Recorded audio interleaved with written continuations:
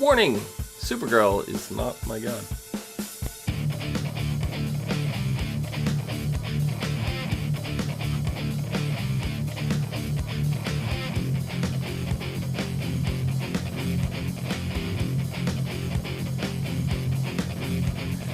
What's up, everyone, and welcome to the As Seen on TV podcast for Supergirl, Season 3, Episode 4, The Faithful. I'm your host, Dom. Joining me, we have Nikki and Rachel.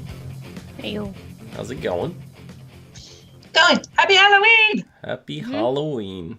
Happy spoops. Yeah. So what did you guys think of this Halloween episode? Sweater. What's it? So what did you guys think of this Halloween episode? It was kind of creepy. No, it's definitely nothing to do with Halloween. No, but it was everything to do creepy. with religion. Yes. But it was creepy. I'm sorry. It was. It was Chad Lowe knows how to creepy. play creepy as fuck. I'm sorry. Anything he plays when he plays a creepy person, it's like spot on. And you're just like, I feel like you need to take a bath afterwards. Yeah, so Nikki, Arya's father, was the villain this episode. I'm aware. I'm sitting there. It explains a lot of where he wasn't on Pretty Little Liars. Yeah. Yep, he was too busy being saved by Supergirl. Yeah. No, but I'm sitting here and I'm watching it and I'm like, this guy's familiar. What do I know him from? And I'm sitting there and I'm sitting there and I'm sitting there and I'm thinking and I'm like, wait, is he from Alex Mack? I thought it was the father from Alex Mack for a minute, and I'm just like, no, he's too young because that movie was old, and by that time the guy would have aged significantly. Oh, yes. So I was like, no, it's not. Oh, that's Arya's father. And then it just hit me. So I had that little epiphany. Yeah, but yeah, we went to a flashback. We finally get to see a little bit more of what happened with the survivors for that plane, And I think that's a really cool concept to go back and do that, and then dealing with kind of what all the people who were saved by Supergirl in general are dealing with. I think that was a very cool aspect to look at. It was weird because his name is Kal-El. He was giving out pamphlets to his followers to go give out to other people who had been saved by Supergirl. And apparently on the front of the pamphlet is the Kryptonian symbol for Rao, who is one of the Kryptonian or the Kryptonian god. And Kara goes to the meeting because she's very curious how they got this symbol and all this stuff. And yeah, I would be too. Yeah, and it feels very culty. It is very culty. And with this cult thing, it's just why? Why is everything going in the cult direction right now? We were just kind of talking about this. I forget what it was last week, but we're well, no, it was before that. We're because I remember us saying the Jigsaw thing felt very culty. The direction that trailer went for the new Halloween Jigsaw movie. And then we're League dealing of Legends, with... how That's what it was. the timeline. Yeah. It was League of Legends. League of Legends. Legends of League of- Tomorrow. Jeez. Tomorrow. Yeah. League of Legends. And then we also have a show that does We have have American cult Horror in Story its Cult. name. Yeah, it's just Yeah. it's so weird how when one theme of something that seems original and hasn't been done, all of a sudden it's everywhere. Mm-hmm. It's really weird how that works, and I think a lot of it is writers and I'm working on this thing. Maybe we should introduce that. I'd be curious to see what the changeover rate of that is. But it is very cult. It'd be the person that's being worshipped, or don't do it, don't worship me, I'm not. And they're oh no, we'll say it's okay. Shh. And you're no, just listen to them. It's weird. They're so far in it. They're so far in it that they can't see. Yeah, it's very weird though, because a lot of the other cults and stuff that we deal with on shows and movies and stuff like that, it's not necessarily one of the main characters being worshipped. So that is a very interesting route to go through, because Kara's now dealing with the fact that everybody's worshiping her and she's the god. And people are putting themselves in danger just to have her save them. And she's just like, what if I let one of them die? You know, what if I went on vacation? You know? Yeah, right? I had enough pressure. This is too much. I mean, what if one person on one end of National City and another person on the other end of National City decide to jump off a different building at the same time? She can't get to both of them at the same time. Well, she even said that. She goes, I'm only one person. Yeah. Exactly. So stop being stupid, guys. And how the hell was she going to save all those people? How did he expect her to save all those people? Because he expected her, even because they don't know about kryptonite, right? So... Not really.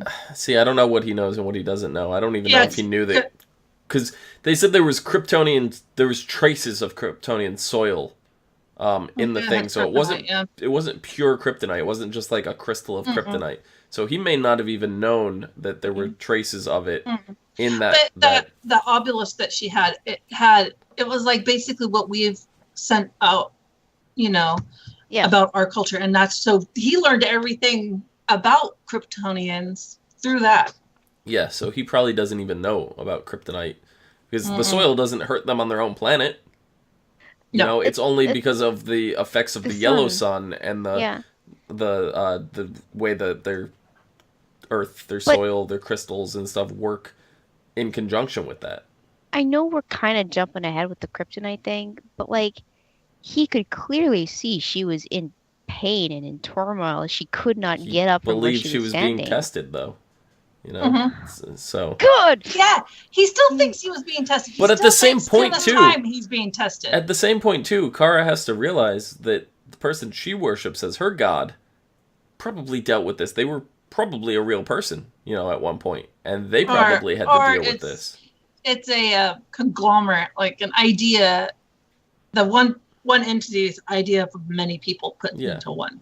It could be whatever. We don't know exactly, but I get skeeved by religious anything. So like when it's like this in front of your, like they're basically just punching you in the face with religion in this episode, and I did not want to get punched. I was like, I want to turn this off right now. Like That's why one of my favorite movies of all time that is religious themed is Dogma, and they handle that in such a great way that it's like religion should be more about a belief than an idea, and or more about an idea than a belief, rather. Sorry. Yeah. This just reminds me of holidays in my family. So, yeah. I was easy, and I didn't like it. I don't like it then. I don't like it now. It's just something I deal with. I'm not gonna be a person that goes out on the street and tells everybody they're wrong for believing in something. No, it's just like don't push your beliefs on me. The way that he was touching onto it, like the way he was latching onto this idea and taking it in a destructive route, really just hit me in the wrong places, and I wanted to strangle him. Yeah. Even Kara said, this is not, what Rao would have wanted. Like, you are warping, his words. You are warping everything about him. He would not have done this. He doesn't, And I mean, in the end, Supergirl still saved them. She saved everybody. So, in Corville's mind, she still succeeded. But at the same time, he lost his followers because of what everything that she said and everything like that. So that kind of made them wake up, which isn't good. I like that fact, because they're like, she's like, I can't save you all, and she's like on the ground, and they're just like, you said she would save us, and then they all ran. But he's still on the train, though. He's still on that crazy. No, train. He's on the crazy train. I think he's signed up. He's card carrying member. He has a lifetime membership. Yeah. He has a lifetime membership. Yep. And then, James is trying to convince her, it's okay for, people to believe in you like that. It's okay for people to believe in her, but not worship her as an idol, as a god, because that's way too intense. It is. It's intense. There's a lot of pressure, but, even as Maggie said, religion is very open. Like, people can worship whatever they want. We can't outlaw it. And, You know, I don't see the problem with worshiping Supergirl as a god if they want to, but when they start putting themselves and other people in harm, that's where, you know, it turns into something else. It's like with any religion. As soon as they start putting other people in harm's way or doing stuff to harm other people, that's when you cross the line. How many wars have been started over a god's wrath, or just having a god hanging? They're still going on to these days. Exactly. So like, look at the Middle East. Just no. Like, Supergirl is an actual person. She can stand in front of you. It's completely different for her. Well, that's what she did. She cut her hand and she showed everybody, you know, I am not a god. I can bleed like all of you. And that's when they freaked out and ran. You know, like, the only one that stood their ground was Corville. He seemed, you know, shocked. But he didn't give up his faith.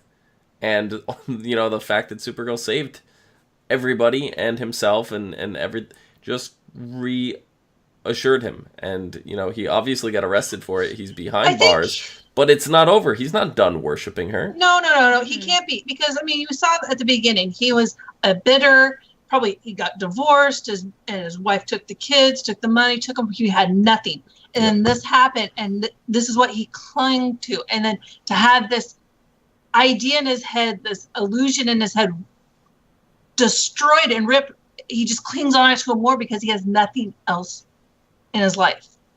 He put forward 2 years of his life into this, and to have it ripped away is like.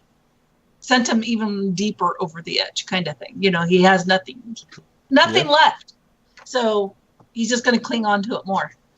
And it's a classic thing. It's a classic psychological thing. Yep.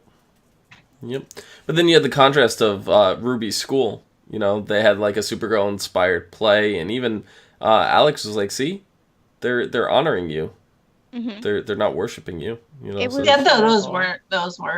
girls weren't worshiping. Yeah, no, they were idolizing. They're more idolizing. It's like how, you know, little girls looked up to Britney Spears back in the day. You know, like before the head shave and everything. Yeah, before the head shave. You know, before when bleach blonde was. Wait, you mean little girls weren't looking up to her during the head shaving?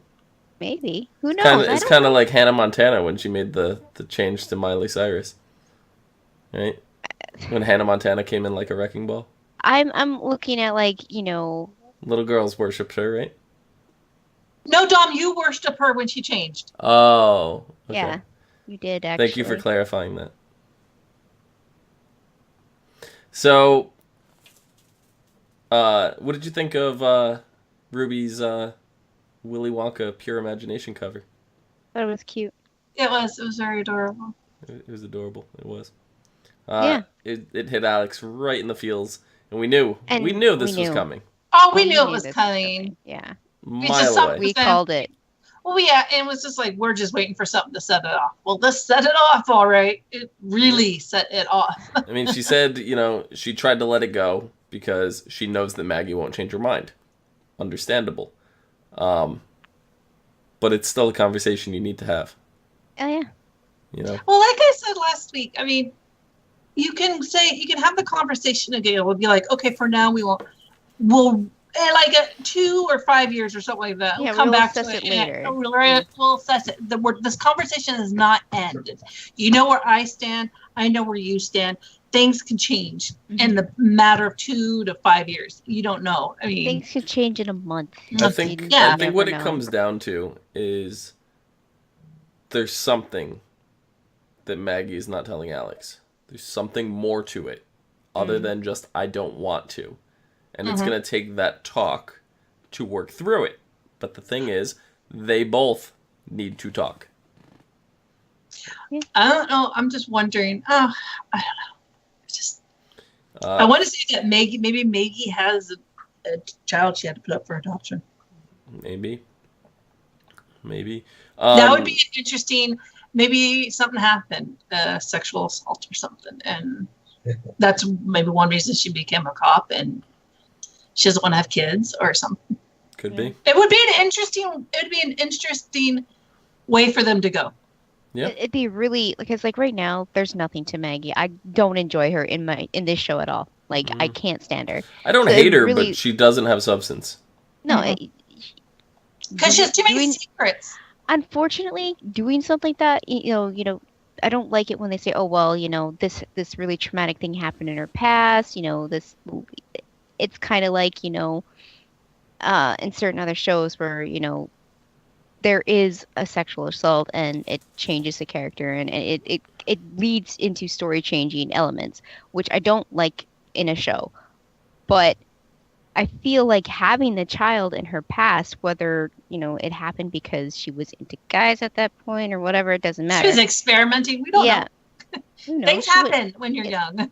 Exactly. And for that child to exist, even though she gave it away or If that's however, if that's the case, that would really add something to her character. I think a lot of other doors, as far as Maggie goes, would open. She'd become something to be interested in, rather than just she's there. As much as Maggie wants everyone else everyone else to be open, she's not as open. No. Yeah. And I don't like how she's like making Alex all damselly again, like, pouty, and because for a while there she was just wrecking shit. She's badass, and now she's back to this whiny little shit, and I just want to slap her, Celine. So just move on. Yeah.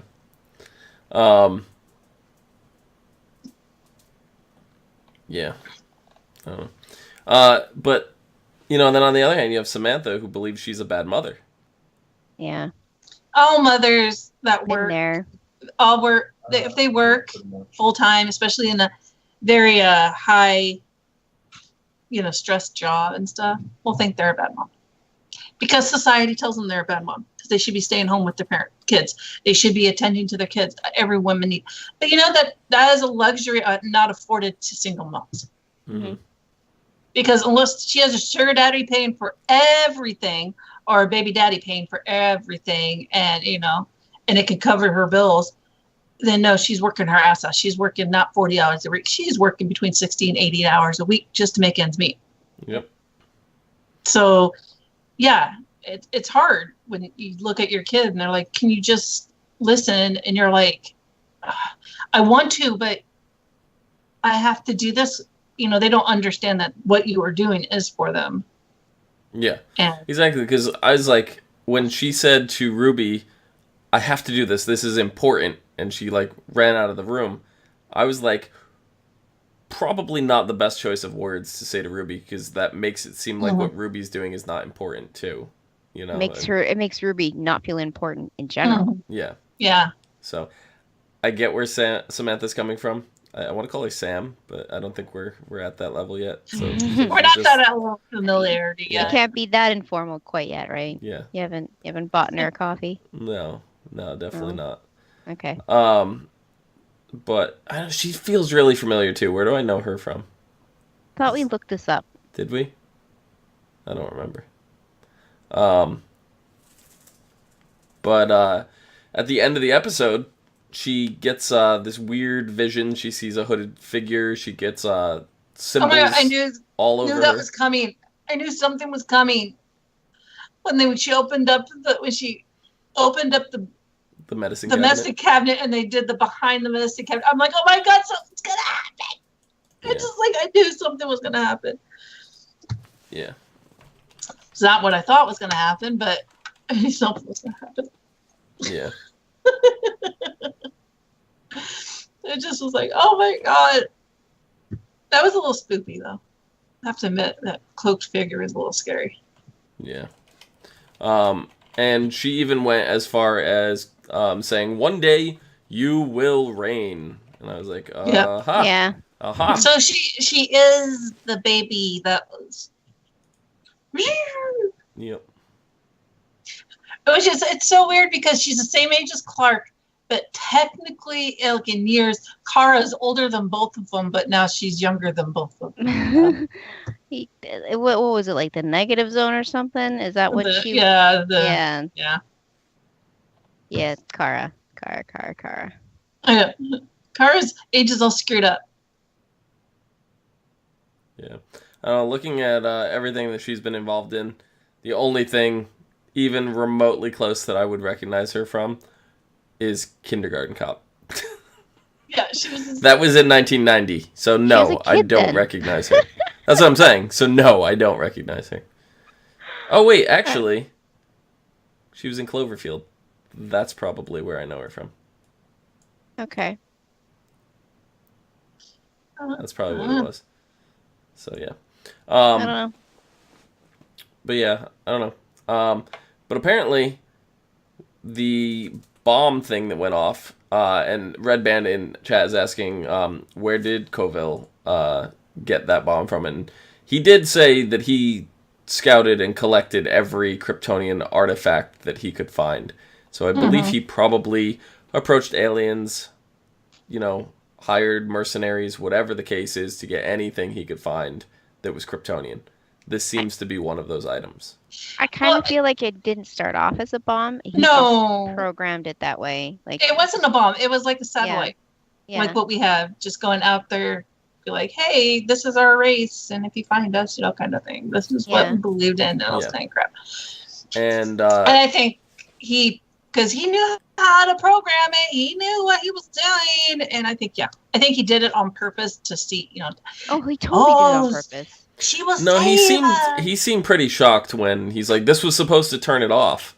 I think he legit didn't know what he was doing at that point. I think he set it up to be a bomb, whatever. Prior to that, but he legitimately tried to shut it off because he was a little worried too when he realized that Kara was just bleeding, But it was after he was saved, after he witnessed her I-beam to the core of the earth, and push that thing in there.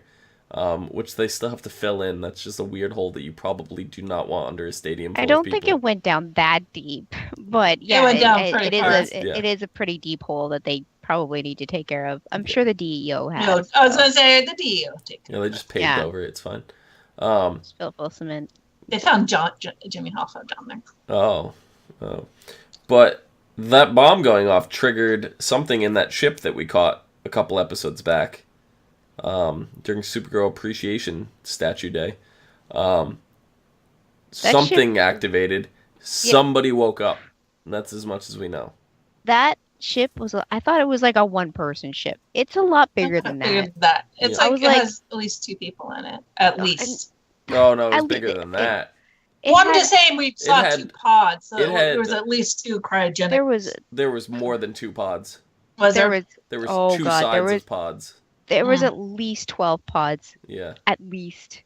So who is it? Is it the Kryptons? Is it the Decimites? Are we going to say Decimites, or is it the It might be more of what Rain is. That's what I'm saying. The weapon. The weaponized people. Cultists. Yeah. I think it's more of it's the weaponized people that Rain was created, purposed for. That's kind of what I'm feeling it is. Well, it's definitely not a Dominator, which was my first thought. Yeah, no. And then I saw the hand, I was like, oh, that's I thought it was a Kryptonian ship, which it still might be, because it might be. Kryptonian device is what triggered it. Yeah. So. Watch it be her parents or something. Her mom? No, it's going to be the weapons of some sort. No. But yeah, I feel like that's what's going to bring Samantha to her power. Like, that's how she's going to activate it, because she's going to have to fight. And not in the way that this culty, creepy, ghosty lady wants her to. She's going to do it for good. Yeah. Because she's got... Maybe. She's got her little girl. Don't know, because she is a villain in the comics, so, Oh, that's not to say they will go villain. Things. Yeah, I know. That's not to say she will. But, she's already feeling conflicted, and I feel like that's a perfect opportunity to make her like an anti-hero. So. And they keep bringing up, every time Sam is with any of a group or something, they keep bringing up the girl's father. Yeah.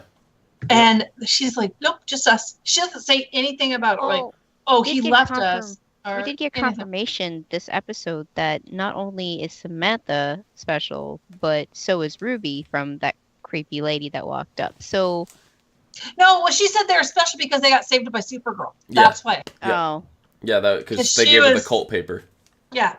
she said they were special. That's what I thought at first. I'm like, does she know who they are? But then I didn't see the cult paper exchange. I Yeah. was Yeah. probably like, whoa, No. Yeah, who is this person? Because more than likely, it was somebody who witnessed not the Supergirl Appreciation Day thing, because that wasn't Supergirl that saved them, but it was later in the street with the wrecking ball. Wrecking Ball. So, That was all videotaped, recorded, and put on Yeah, so. air. yeah. So See, Miley Cyrus is back. Okay. But was anybody else disappointed that we didn't get Wynn and James bowling? kinda. They decided to go to the cult. Yeah, Center. they were gonna go bowling, and then they went to visit the cult with Kara instead. Mm-hmm. I personally wanted to see the two of them go bowling. I want to see Kara go bowling, but I want to see her use her super strength to hit the pins. You know what's gonna happen. I want to see those pins go flying. They're not gonna go flying. They're gonna disintegrate as soon as the ball hits them. They're gonna Right. smash into pieces. That's what I want to see. But we did have girls' night. We did get to see that little party there. So, I don't know. Nothing really spectacular happened there. But No, usually nothing spectacular happens at a girls' night. They just get drunk and then Guys think there's pillow fights and pajamas or something, and there isn't. No, that's feathered not what pillows and it's usually a really sappy chick flick with wine and maybe some healthy snacks. Flannel or fleece PJ pants with oversized shirts and slippers, hairs just like up in a messy bun. Yes. It's nothing attractive. Nobody wants to see that. No, chocolate, ice cream, popcorn. So it's not everywhere. lingerie pillows with feathers pouring out of them. No, that's pillow exactly fights. the opposite of what happens. Yeah, okay. exactly the opposite. Gotcha. Talk a lot of shit about guys. Mhm. Typical things.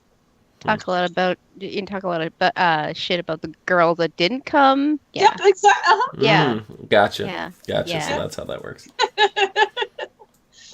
Actually, that sounds pretty fun right now. But they did set up a little bit of a conflict with within the company merger and stuff that's going on. That dick. And they brought up Mr. Morgan Edge. Yeah. So The guy Supergirl left on that barge. yeah. He's a super dick. He's not going to be too happy about that. No, And he's coming back. He's causing problems again. Yeah. Supergirl is just gonna go try and mess him up again. It's gonna be a repeat cycle. Well, next episode is called Damage. And when multiple children get sick from lead poisoning, Morgan Edge points the finger at Lena and blames her creation of the lead bomb she made to save National City from the Daxamites. While Lena knows she never intended any harm, she fears there may have been a flaw in her design, leaving her responsible. Kara teams up with Samantha to clear Lena's name, but it turns out to be harder than they thought. Meanwhile, Alex and Maggie make a crucial decision about the future of their relationship. Yeah, they have a fucking talk, and Maggie's not changing her mind, and Alex like, bitch, get out my life. That's the way the conversation should go down. I just like the fact that they've already established that the amount of lead that was put in the air wasn't enough to even hurt the humans. It was only enough to hurt the Daxamites. Yep. They made So- damn sure. Yep. But of course, this all stems from her mom, Lena. Anything that anyone questions her intelligence or questions her thought, she automatically, oh, wait a minute, did I make a mistake? No, it stems from her mom did the same thing to And her. for all we know, that this is either her mom who did something to this, or Morgan Edge that injected something else into the air. Oh. Whatever.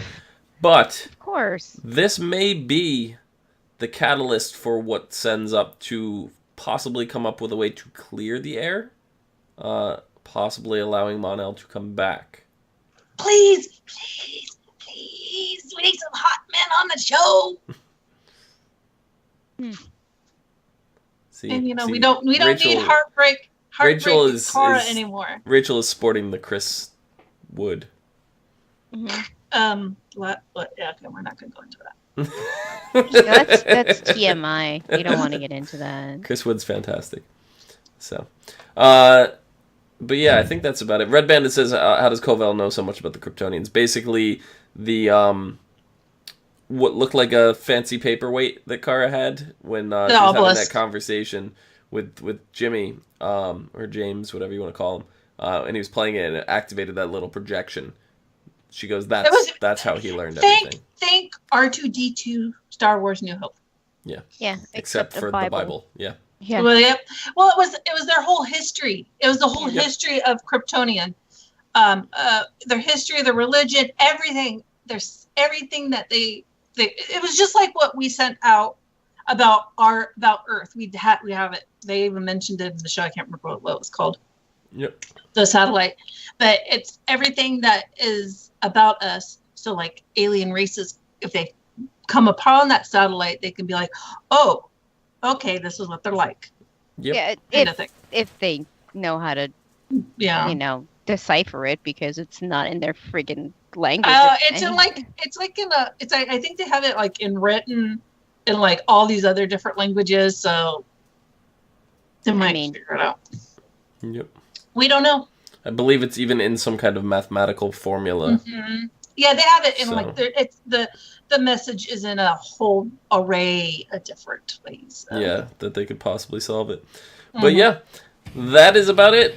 Nikki, where can the people find you? On Twitter at LadyVenom24, LadyVenom24. Excellent. Rachel, where can the people find you? At Twitter at VikingWitch76 and on Twitch at VikingWitch, which in like how about 2.5 weeks I'm gonna start the bunny outfit from A Christmas Story, and I'm gonna be playing Christmas music, so come join me on that one. Can for Easter, can you make the Donnie Darko bunny costume instead? You know what? Chris wants that. There you go. I would love to see that being made. You can find me down below at Phenomenon, PHENOMEDOM, and you can find us all. And you can find us all and more on Facebook, Gmail, G+, Twitter, MySpace, and right here on YouTube. And next week on Twitch.tv/ASO TV Podcast for some more podcasts for some of your favorite TV shows, games, and movies. Until next week. See you guys later. What is it with everybody sneezing and coughing all over the place? It's that time of the year. I could have burped it. Would you rather me have burped the Twitch? I don't know. Maybe next time. Yeah, next time. Next time I'll work one up.